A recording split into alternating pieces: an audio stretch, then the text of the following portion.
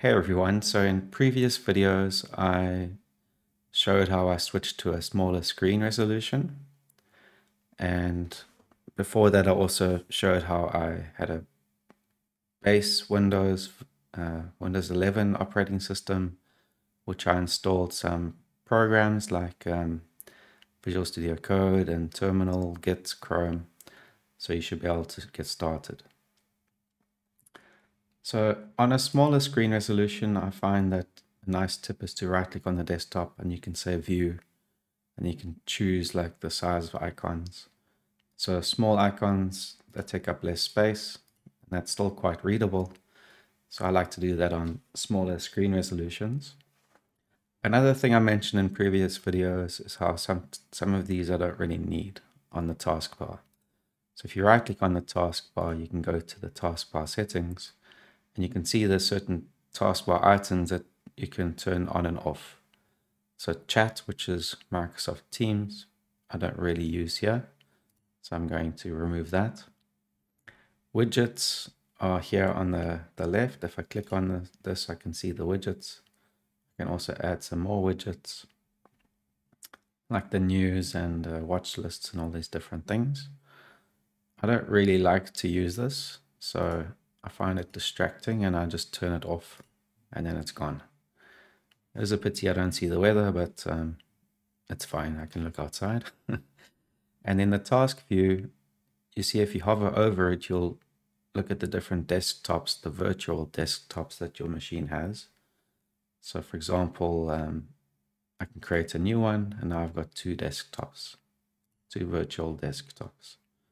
And I can switch between them. If I run Visual Studio Code, I can maybe keep it on desktop 2 here and then switch to desktop 1 for other stuff. So that's quite interesting. Maybe you want to focus and have different context for what you're doing. I think you can even maybe name these. If I click on this, then I see also a different view. I can switch between the desktops. You can even drag a window between them or to a new desktop if you want to. If you right click on the desktop, you can rename it. So maybe you could say like email or office or something. And then maybe desktop 2 could be used for your development tools.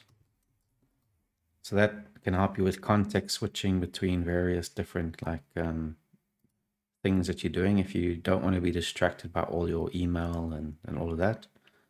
Twitter, whatever it is, you can have like all your social media on one desktop, development tools on another, and then just switch to that one and be more focused. So that's quite useful, but you can also get to this from pressing the Windows key and Tab, and it does the same thing. So I actually don't really use this button, and I turn that off. I just use Windows Tab, and I can get the same experience. Search box I also don't really use. You can actually change this to be smaller, to just be a search icon, to just have the label instead of having this giant search box. I don't really use that because if you press the start menu, you can start searching from here anyway. So I don't really use the search box. If I search, I'm probably going to do it from a browser anyway. So that's some personalizations that I like to do on the taskbar. And it's now a bit cleaner. There's more space for other applications that I can pin here. And now on the start menu, there's just the power button here, but you can also have other icons here. It's also under that settings for personalization.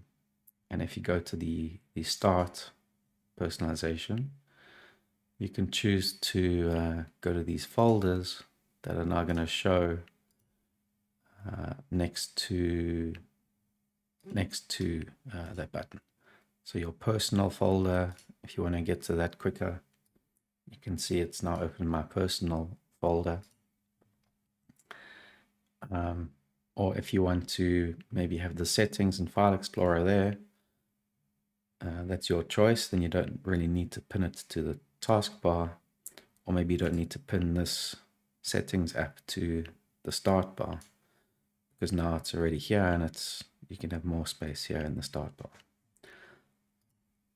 So I like to keep it like this, and that's just my preferences. Now I can easily get to my personal folder from here, or I can easily get to the settings app from there, and that's quite nice. So that's it for this video. Just a bit of a tip on small screen resolutions and just making better use of your desktop, I guess. Ciao for now.